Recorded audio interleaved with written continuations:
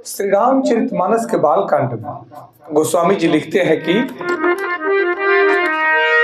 शिव ही शंभुगण करहि श्रृंगारा, जटा मुकुट अहि मोरु समारा, कुंडल कंकन पहिरे ब्याला, कुंडल कंकन पहिरे ब्याला, तन विभूति पटे के हरि छाला, तन विभूति पटे के हरि छाला। कहते हैं कि भगवान शिव जी के गण शिव जी का श्रृंगार करने लगे, जटाओं का मुकुट बना करके ऊपर सांपों का मोर सजाया गया। शिव जी के मोर सांपों से सजाया गया और शिव जी ने सांपों के ही कुंडल और कंकन पहने, शरीर पर विभूति रमाई गई और वस्त्र की जगह पर बाघंबर लपेट लिया गया। कहते हैं कि भगवान शिव और माता पार्वती जी की विवाह की तैयारी होने लगी। तब सभी शिवगण स्वयं ही भगवान शिव का श्रृंगार करने लगे, परंतु यह श्रृंगार साधारण नहीं था। यह श्रृंगार भगवान शिव जी के जटा को ही उनका मुकुट बना दिया गया और सर्प का उनका मोर बना दिया गया। कहते हैं कि सांपों के ही कुंडल, सांपों के ही कंकन पहन करके और बाघंबर लपेट लिए भगवान शिव जी। भगवान शिव जी के इस परात में कई प्रकार के लोग कई प्रकार की बातें करते हैं, परंतु इसके आध्यात्मिक पक्ष को समझना अति आवश्यक है।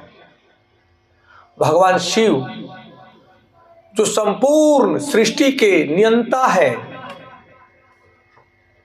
वे कुछ भी करेंगे तो उसमें रहस्य होगा। भगवान शिव का श्रृंगार साधारण नहीं था।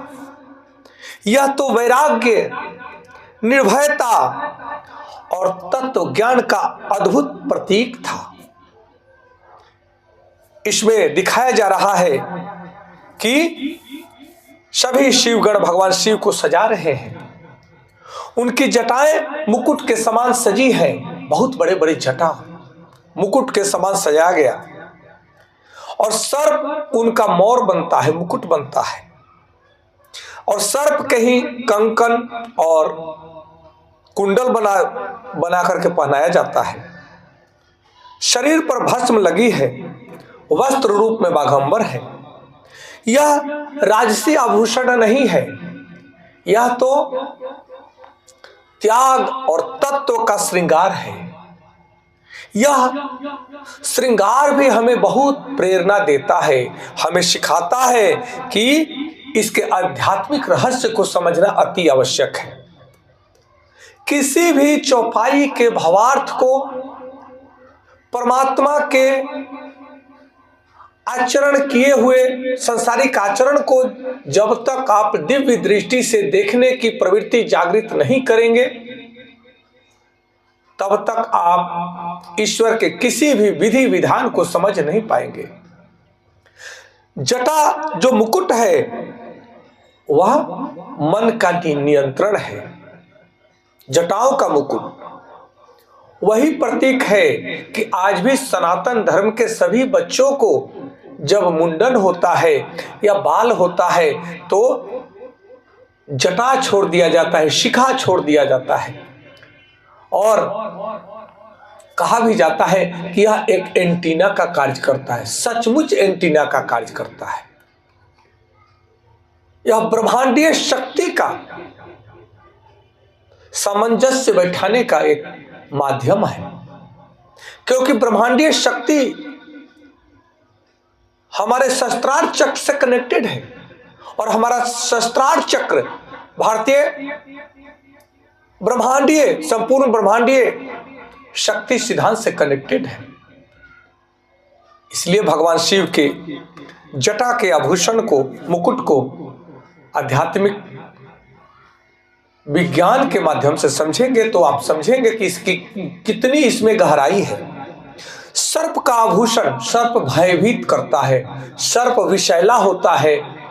भगवान शिव जो गले में सर्प का हार पहने हुए हैं, जो सर्प को लपेटे हुए हैं, भगवान शिव हमें सिखलाते हैं कि किसी भी स्थिति, परिस्थिति या व्यक्ति, वस्तु से भयभीत होने की आवश्यकता नहीं है। अपनी साधना के माध्यम से आप विषधर को भी अपना सेवक बना सकते हैं। वह विषधर भी आपका सेवा करने लगता है, वह हिंसक पशु भी आपका सेवा करने लगता है, आपका सेवक बन जाता है। आपके अंदर श्रद्धा, प्रेम, उपकार की भावना होनी चाहिए। यह सर्प की माला हमें सिखलाती है कि विषधर को भी सेवक बनाया जा सकता है। विषधर भी सबके लिए विष नहीं उगलता, वह उसके अंदर भी हृदय है, जिसके हृदय में शिव निवास करते हैं। उस शिव भाव को जब आप टच करेंगे तो हिंसक पशु हो या विषधर, कीट पतंगे या सर्प बिच्छू हो, वे सब आपके शिवत्व भाव से जुड़ जाते हैं। भगवान शिव सदैव ही पूरे शरीर में भस्म लगाते हैं। भस्म नश्वरता का प्रतीक है। भगवान शिव समाज को बताना चाहते हैं कि ऐ मनुष्यों, समझ सकते हो तो समझो, इस सृष्टि में जो भी कुछ तू पाया है या जो भी कुछ दिख रहा है वह सब एक दिन भस्म हो जाना है।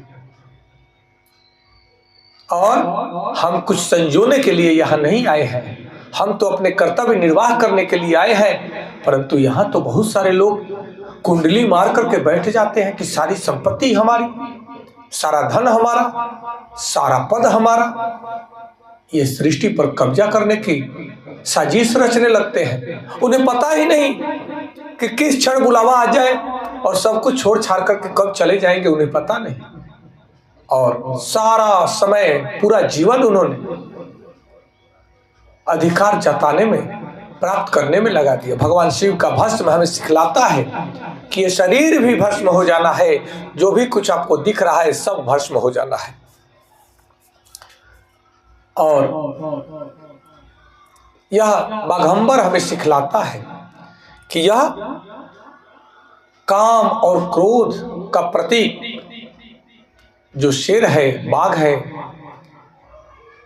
जो व्यक्ति काम और क्रोध पर विजय प्राप्त कर ले वही बाघंबर को प्राप्त कर सकता है। भगवान शिव हमें सिखलाते हैं कि सच्ची सुंदरता बाहरी वस्त्रों में नहीं है, सोने चांदी हीरे जवाहरात के आभूषणों में नहीं है, वह तो आंतरिक शांति में है, आंतरिक वैराग्य में है, त्याग में है, समर्पण में है, प्रेम में है। इसलिए हमें अपने जीवन को श्रेष्ठ बनाने के लिए सदैव ही कार्य करना है। सरलता कहते हैं, सादा जीवन उच्च विचार, सरल स्वभाव रखना ही हमारा आत्मिक स्वभाव है, सरलता ही आत्मिक स्वभाव है। परंतु हम अहंकार में, अपने को बनने में अहंकार प्रकट करते हैं, क्रोध प्रकट करते हैं, अपने आपकी अभिव्यक्ति को ही हमने चेंज कर दिया है। हम हैं क्या और दिखाना कुछ और चाह रहे हैं। यही तो हम अपने से छल कर रहे हैं, मुखौटा पहन करके चल रहे हैं। तभी इस सृष्टि ने, प्रकृति किसी को बख्शने थे, किसी को नहीं बख्शती। प्रकृति के दंड से कोई बच नहीं सकता है। इसलिए हमें दिखावा में नहीं बल्कि स्वाभाविक जीवन जीने का तरीका सीखना है। इसलिए किसी भी प्रकार से जीवन में अगर आपको दिखावे कोई करता है तो करने दो, आप अपने स्वाभाविक अवस्था में रहें, यही आपके लिए अनुकूल है। क्योंकि जब जब स्वभाव के विपरीत कोई कार्य करता है तो तनाव में आता है। तनाव से